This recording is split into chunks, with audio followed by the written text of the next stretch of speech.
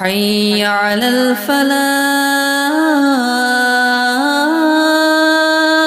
وقل رب زدنی علما۔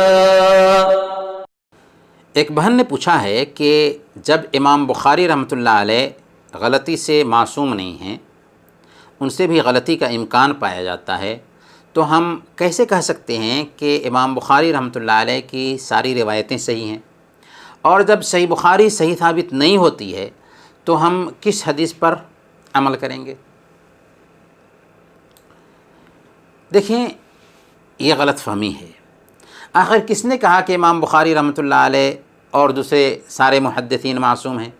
ہمارا عقیدہ تو یہ ہے کہ صحابہ کرام بھی معصوم نہیں، اس لیے ممکن ہے کہ امام بخاری رحمۃ اللہ علیہ سے غلطی ہو جائے کہ وہ معصوم نہیں، لیکن کیا یہ امکان پایا جاتا ہے کہ امام بخاری رحمۃ اللہ علیہ نے اپنی صحیح میں غلطی سے ضعیف روایتیں نقل کر دیں؟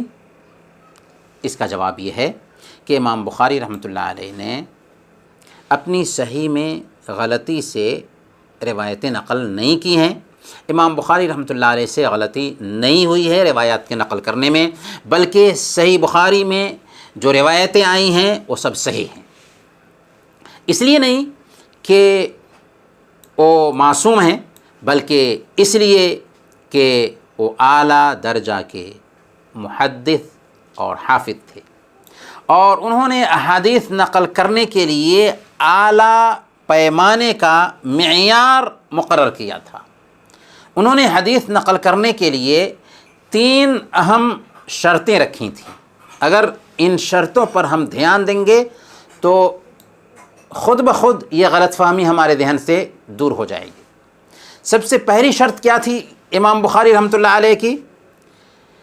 کہ وہ حدیث صحیح ہو، اور صحیح حدیث کی تعریف کیا ہوتی ہے؟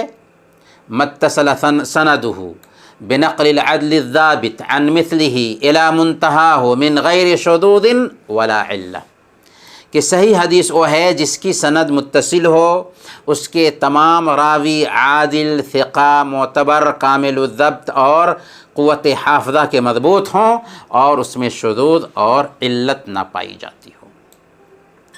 اس تعریف سے معلوم ہوا کہ کسی بھی حدیث کے صحیح ہونے کے لیے 5 شرطوں کا پایا جانا ضروری ہے۔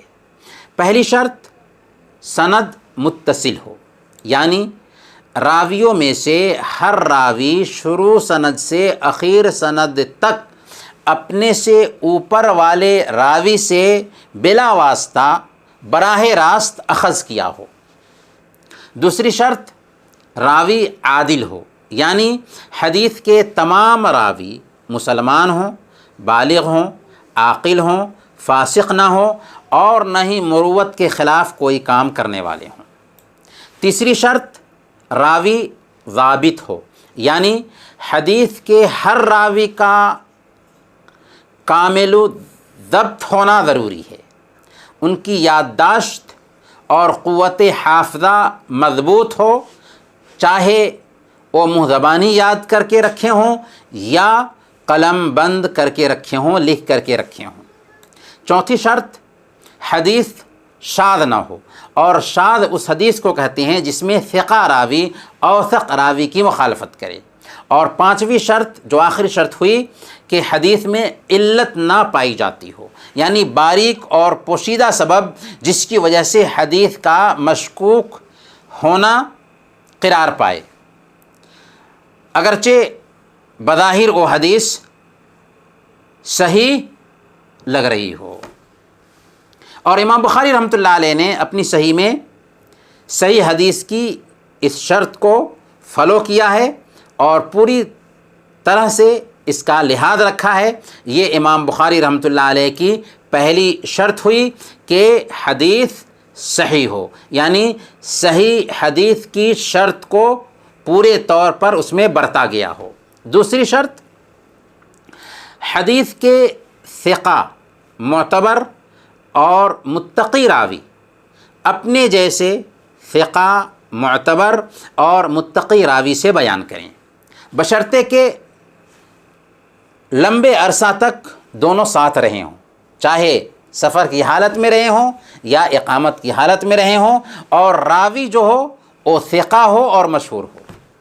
تو امام بخاری رحمۃ اللہ علیہ کی یہ شرط ہے کہ ایک راوی دوسرے راوی سے بیان کر رہا ہے تو اس کے ساتھ ایک لمبا عرصہ بتایا ہو، تبھی اس کی روایت قابل قبول ہوگی۔ تیسری شرط امام بخاری رحمۃ اللہ علیہ کی یہ ہے کہ راوی جس سے حدیث روایت کر رہا ہے اس کا معاصر ہونا ضروری ہے، اور وہ سماع کی صراحت بھی کرے۔ دو چیز ہے کہ راوی معاصر ہو، اس کے زمانے کا ہو، اور سماع کی صراحت بھی کرے، جیسے حدثنی، مجھ سے فلاں نے بیان کیا، سمعت، میں نے فلاں سے سنا، اخبرنی، مجھے فلاں نے بیان کیا۔ تو امام بخاری رحمۃ اللہ علیہ کی یہ بہت ٹھوس شرط ہے کہ جس سے ایک راوی حدیث بیان کر رہا ہے وہ اس کا معاصر ہو اور اس سے سماع کی صراحت بھی کرے۔ یہ تین ٹھوس شرطیں ہیں امام بخاری رحمۃ اللہ علیہ کی کسی بھی حدیث کو اپنی صحیح میں جگہ دینے کے لیے۔ اس سے امام بخاری رحمۃ اللہ علیہ کے احتیاط اور دقت نظری کا اندازہ لگایا جا سکتا ہے۔ یہ پہلی بات ہوئی۔ اس حوالے سے دوسری بات یہ دھیان میں رکھیں کہ امام بخاری رحمۃ اللہ علیہ نے 16 سال کی لمبی مدت میں 6 لاکھ احادیث سے چن کر کے، چوائس کر کے، منتخب کر کے صحیح بخاری کی تالیف کی ہے۔ اور اس بیچ امام بخاری رحمۃ اللہ علیہ کا یہ معمول رہا کہ ہر حدیث کو لکھنے سے پہلے 2 رکعت نماز پڑھتے تھے اور استخارہ کرتے تھے۔ تیسری بات دھیان میں یہ رکھیں کہ امت نے ہر زمانے میں امام بخاری رحمۃ اللہ علیہ کی احادیث کو پڑھا، جانچا، پرکھا، چھان بین کیا اور قبولیت کے معیار پر اس کو برت کر دیکھا، تب اس حدیث کی عظمت کے قائل ہوئے، اسے قبول کیا، اور پھر اس امر پر اتفاق کیا کہ صحیح بخاری اور صحیح مسلم میں جتنی بھی حدیثیں ہیں وہ سب صحیح ہیں۔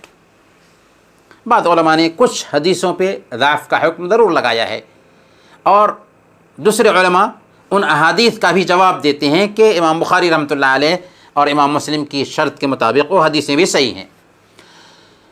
اسی لیے علماء نے یہ کہا کہ اللہ کی کتاب کے بعد سب سے صحیح کتاب صحیح بخاری اور صحیح مسلم ہے۔ شیخ الاسلام امام ابن تیمیہ رحمۃ اللہ علیہ فرماتے ہیں لیس تحت ادیم السماء کتاب اصح من البخاری و مسلم بعد القرآن، کہ قرآن کریم کے بعد اس سرزمین پر صحیح بخاری اور صحیح مسلم سے زیادہ کوئی صحیح کتاب نہیں پائی جاتی ہے۔ اور امام نووی رحمۃ اللہ علیہ فرماتے ہیں اجمعت الامت علی صحت هذین الکتابین ووجوب العمل باحادیثہما، امت کا اجماع ہے کہ یہ 2 کتابیں بالکل صحیح ہیں اور ان دونوں کی احادیث پر عمل کرنا واجب ہے۔ یہاں تک کہ امام الحرمین الجوینی نے کہا کہ اگر کوئی آدمی یہ قسم کھا لے کہ صحیح بخاری اور صحیح مسلم میں وارد احادیث اللہ کے نبی صلی اللہ علیہ وسلم کی نہ ہوں تو میری بیوی کو طلاق، تو اس کی بیوی کو طلاق واقع نہیں ہوگی، کیونکہ امت کا صحیحین کی صحت پر اجماع ہے۔ اس تفصیل کے بعد کیا یہ ممکن ہے کہ ہم یہ کہیں کہ ساری امت گمراہی پر اکٹھا ہو گئی، یہاں تک کہ یہ منکرین حدیث آج آ کر کے امت کو آگاہ کر رہے ہوں کہ آپ لوگ صدیوں سے باطل پر اکٹھا چلے آ رہے ہیں؟ گویا یہ امام بخاری رحمۃ اللہ علیہ پر الزام نہیں ہے، بلکہ پوری امت مسلمہ پر الزام ہے کہ انہوں نے ایک غلط معاملے پر اجماع کیا۔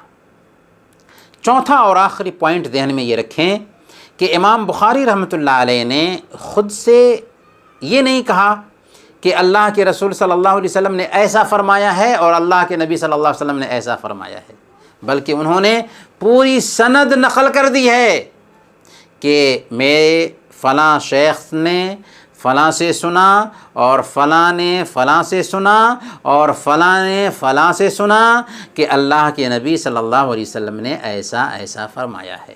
بطور مثال صحیح بخاری کی پہلی حدیث ہم آپ کی خدمت میں پیش کرتے ہیں۔ امام بخاری رحمۃ اللہ علیہ فرماتے ہیں قال حدثنا الحمیدی عبداللہ بن الزبیر قال حدثنا سفیان قال حدثنا یحیی بن سعید الانصاری قال اخبرني محمد بن ابراہیم التیمی انه سمع علقمة بن الوقاص الليثي يقول سمعت عمر بن الخطاب رضی اللہ تعالی عنہ على المنبر قال سمعت رسول اللہ صلی اللہ علیہ وسلم يقول انما الاعمال بالنیات وانما لكل امرئ ما نوى فمن كانت هجرته الى دنیا يصيبها او الى امرأة ينكحها فہجرته الى ما هاجر الیہ۔ اس انداز میں امام بخاری رحمۃ اللہ علیہ نے حدیثیں نقل کی ہیں سند کے ساتھ۔ پھر امام بخاری رحمۃ اللہ علیہ نے اکیلی یہ حدیث بیان نہیں کی ہیں، بلکہ ان کے ساتھ وہی احادیث نقل کرنے میں دوسرے بہت سارے محدثین شریک ہیں۔ اگر صحیح بخاری کی تمام احادیث حذف کر دی جائیں، ڈیلیٹ کر دی جائیں، تو دوسری احادیث کی کتابوں میں وہ ساری حدیثیں مل جائیں گی۔ البتہ امام بخاری رحمۃ اللہ علیہ نے صحت احادیث کو پرکھنے کے لیے اعلیٰ معیار قائم کیا تھا تاکہ کسی کو بات کے دور میں شک نہ رہ جائے، ڈاؤٹ پیدا نہ ہو کسی بھی طریقے سے۔ اس لیے امام بخاری رحمۃ اللہ علیہ کی صحیح بخاری کی صحت پر وہی شک کر سکتا ہے جس کے دل میں کجی ہو، جس کے دل میں نفاق ہو، جسے اللہ کے نبی صلی اللہ علیہ وسلم کی احادیث سے بیر ہو۔ اللہ تعالی ہم سب کو حق کو حق اور باطل کو باطل سمجھنے کی توفیق عطا فرمائے۔ وصلی اللہ علی نبینا محمد وعلی آلہ وصحبہ اجمعین۔